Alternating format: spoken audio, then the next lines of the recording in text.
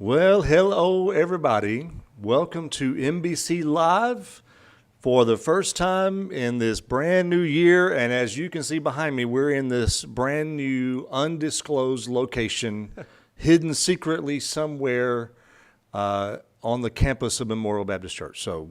But we're excited to be in this brand new year. And across the desk from me is Brother Josh. Yep. Happy New Year, Brother Josh. Happy New Year.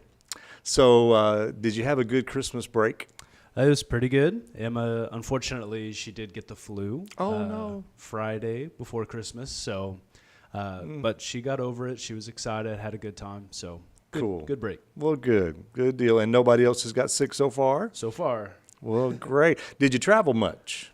A little bit. I mean, just Huntsville, Channelview, my mom's house, stuff like that. So nothing too crazy. So you totally understand my analogy in the service yesterday of what it was like to travel before kids Oh, yeah. and after kids. Definitely.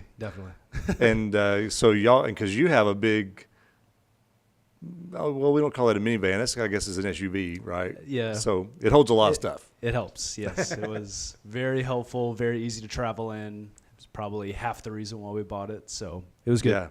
Yeah, absolutely. So we hope all of you have had a great Christmas holiday and a happy New Year. We had a good time in service yesterday, and we knew a lot of people were traveling, gone, but we had a great time being together to start the new year off worshiping the Lord, spending time in His Word and prayer. So I just want to mention as we're getting started this morning that, or this afternoon, that if you want to comment, feel free. If you're joining us live and you want to go to Facebook and comment, feel free to do so. If you have any questions for us, or you just want to comment on what we're talking about, or maybe there's something you want us to talk about, then you could comment on there, and we'll do our best to see that and comment. So if nothing else, hey, no matter when you're watching this, whether you're live or later, leave us a little comment. Let us know that you're here and you are paying attention to this video. We greatly appreciate that. Speaking of which, if you're watching by YouTube, which is our preferred method, right, Yes. Brother Josh? Yes, YouTube is our preferred method because we just don't have nearly as many issues with YouTube as Facebook can generate for us.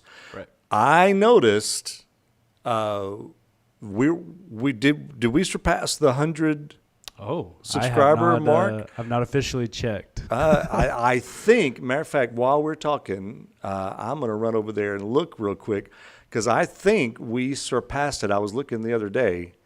Let's see, 116. So we're officially past the 100 subscriber mark. So all that to say, if you are watching us by YouTube and you haven't subscribed, please do so. And also hit that notification bell so you can know when we're going live like this. And when we have our Sunday worship services, it'll send that out to you. So we encourage you to do that. Somebody was just saying that we're talking about when they had kids and then when they were traveling, they just said he had hair when they had kids, which I know this person who's commenting, and that's been a little while back, right? But thank you, brother. Thank you for commenting. He had hair when they had kids. That's funny. So anyway, let us know that how your Christmas weeks have gone, and I don't know, Josh, did you resemble my example yesterday about getting everything out of the house that we're not going to eat in the new year? Oh, I mean, like you, I've been working on it, definitely taking care of the desserts and things. So, yeah, it's been handled. Well, I'm just saying that you can't really change course of action if you hadn't got everything out of there. Right. So I spent the time necessary to prepare for today.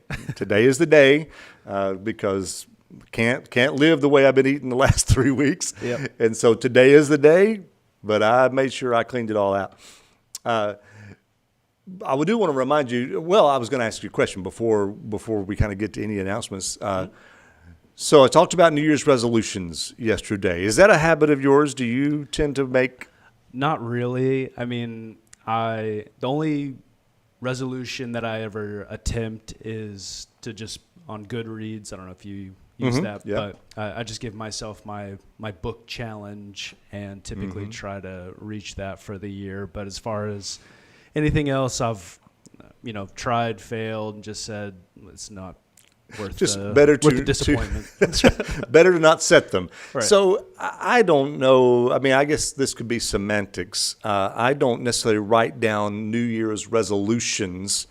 My hope and my goal is that every year, when I think of living for the Lord, to the best of my ability, that's what I'm trying to do every day. Right. So I don't want to say a resolution of, I guess in my mind, when I think of resolution of this is the way it's been, I'm going to do an about face. When we talk about resolutions that people make of, I'm going to lose weight this year, or that's usually the number one resolution is I want to lose weight.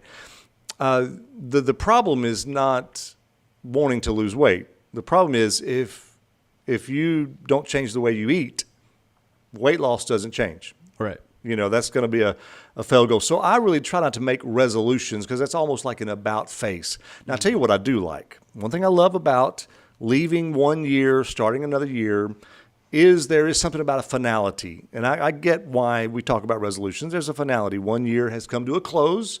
You have a brand new year to start something. Again, it may be semantics, but I try to reevaluate what my disciplinary habits have been this year. And is there a change of course that I need to make to get better next year? Right. So I try to set some goals. Where do I want to be at the end of 2023? At the end of this year, where are some things that I want to have achieved?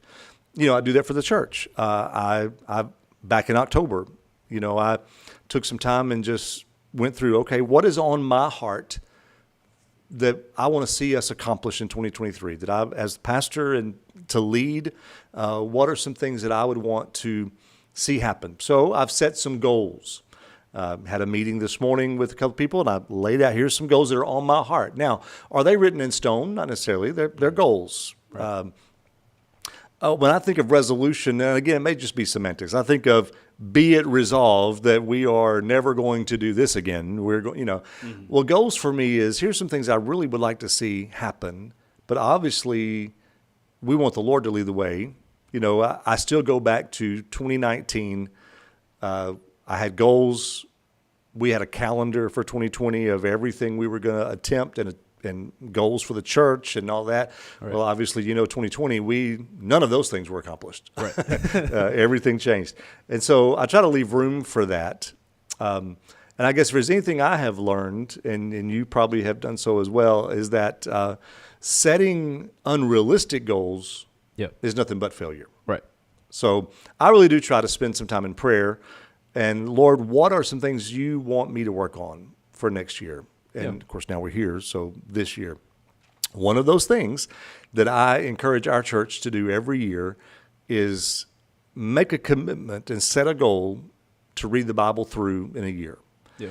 And so I've done that again this year. Matter of fact, in the service yesterday, we had some copies of the one-year Bible, the chart that you go through and read, and they were all gone by the end of the service, which cool. I'm excited about that. We're going to have some more. So, but I will tell you this, if you didn't get one of those and you want to make that your goal for the year, you don't have to get the copy. You can go to oneyearbibleonline.org, oneyearbibleonline.org. There's a couple of ways you can do so.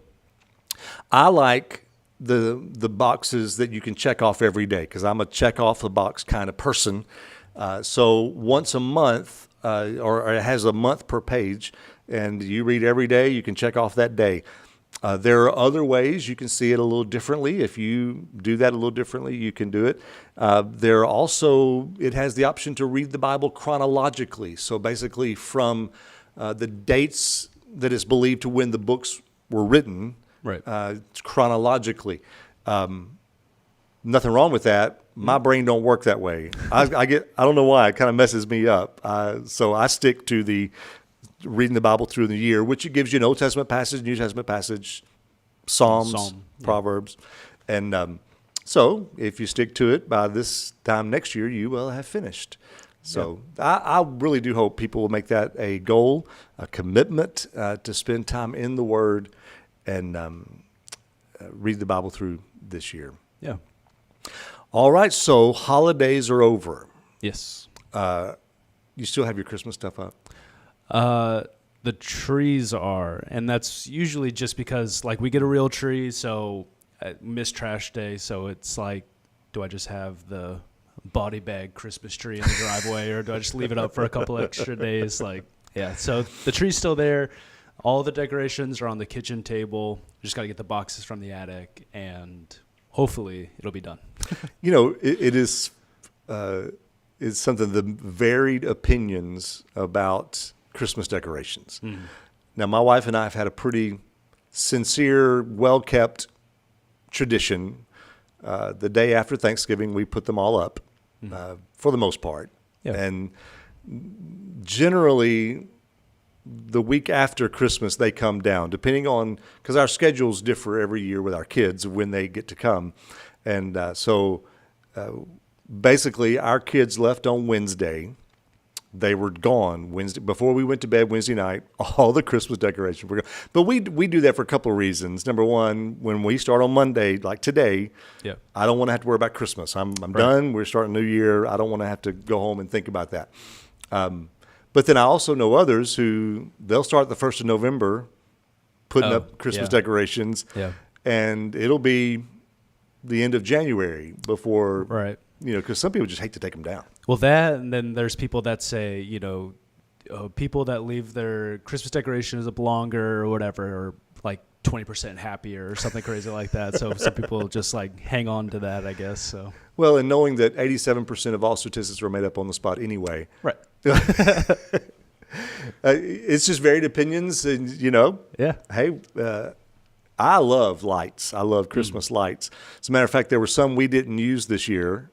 You missed them. And well, what I did is I put them up in my garage, so they're still there, and I will burn them anytime I go out the garage. I'll turn them on. But so anyway, people have asked us, hey, some of those Christmas decorations, can we just leave it up to the end of January? And I appreciate the thought, but I can't do it. I just, I'm ready to. We're in a new year, ready to roll, and so that's what we've already been doing today. We've been rolling. We've been getting things ready. Yep. So speaking of which, we've had 2 weeks where we've had 2 Sunday services at 10 a.m. Only. No second service, no Sunday school, no Wednesday nights for the last 2 weeks. That's all over. We're back. We hit the ground running. So Wednesday night, 6:30. Family night. We'll be back in the sanctuary. We'll be back in the book of First Corinthians. We'll be finishing up First Corinthians in the next few weeks. And then youth will be kicking off. We'll be back in the youth room, kind of just our usual thing. We'll start a book study and stuff like that. I'm down to like 3 books, so we'll see which one I pick by Wednesday, hopefully. Awesome. And then I know the young adults will still be having their class. On the 8th, I believe Miss Anita is starting a new class for ladies. I think also, I believe it's the 8th. Don't hold me to this. And if you're watching and you know the answer to this, you can tell me. But I know there's also going to be a class that Precepts is doing on Wednesday nights, but it's not just for precepts. It's really for anybody who wants to, how do I study the Bible? Sunday school teachers, how do I prepare a Sunday school lesson maybe a little differently than I've thought about? This will be a class that will help you know that. And you can learn some different ways of studying the Bible. And so that'll be happening. So Wednesday night, we're back in full force. Next Sunday, 8 o'clock service, 10:45 service. The choir is back in the choir loft. We are back to Bible study too. That's right. Sunday school, Bible study. Skipped it. People Thank you. Oh yes, you're exactly right. Somebody would be saying so. Okay, so thank you. Somebody said Judy was letting me know the Wednesday night discipleship starts January 18th. So I was wrong on the date. So all that discipleship begins on the 18th. Thank you for clearing that up. So we're hit the ground running. We got a lot going. There's several things that I was going to mention today, but we'll be having our staff meeting tomorrow. There's a lot coming, and I just want to make sure we're all on the same page before I make public announcement to everybody. Right. But don't surprise us. That's right. Yeah. So the staff will be watching, going, "Oh, we're doing that." Okay. No, I like to make sure we're all on the same page. So yeah, Wednesday night 6:30, Sunday 8:00, Sunday school or Bible study 9:15, second service 10:45. The choir is having their choir open house. Yep. Sunday at 4. So as I mentioned in church yesterday, if you just are remotely interested, what goes on in choir? What does it take to be in the choir? Come 4 o'clock. It's a good thing I just got that out because my wife just said choir open house Sunday at 4. So I beat you to it, sweetheart. Yeah, there you go. But yeah, if you're just remotely interested, come. It's a lot of fun. You get to hear what we're going to do for Easter, what the choir's going to work on for Easter, as well as some food and fellowship. It's a lot of fun, so I encourage you to come, be a part, and see if you're just remotely interested to be in the choir. It'll be great. So we're going to have a great time, and again, wide open. We're wide open. I'm excited about 2023. I think there's a lot of things in store, a lot of things we're working on. Excited to bring it to the church body very soon. And I'll tell you one other thing that I'm excited about is getting outreach going again in January, because of the holidays, November, December, we didn't have that. I don't like it, but that's part of what we do during those days, just busy days. So the end of January, I think it's the third Sunday. I have to look at that, but very soon you'll be seeing those details coming, and I'm excited about getting that going again. Am I missing anything, Brother Josh? I don't think so. I mean, hopefully they would comment, but I think the most important thing, our Sunday schedule, one-day schedule is back, and then we'll just be adding on from there. And ready to roll. That's right. Ready to roll. It's going to be great. So, again, if you, I know those of you who are alive, some of you have commented. Thank you. And thank you again. Outreach is January 29th. It is good to have somebody watching who's got that stuff before them. I appreciate it. That's good. So outreach is coming the 29th. Excited to getting that going again. As a matter of fact, a little teaser, there's something in addition to outreach that we're going to be adding this year that I'll be mentioning over the next few weeks. And just a little teaser, not going to tell you what it is, but I'm excited because it goes hand in hand with reaching our community. And I'm going to be very excited about sharing that with the church coming very, very soon. So 2023, I'm excited to see what God's going to do. It's hard to believe it's here, but we're here and we're rolling. Yeah. And church family, I'm excited. I can't wait to see what all God does. I hope everybody's getting settled in. School will be getting started again, and everything's ready to go. So I hope to see you Wednesday night and then again on Sunday, and we're going to have a wonderful time. God bless you, church. Hope you have a great day. Happy New Year. Looking forward to seeing you real soon.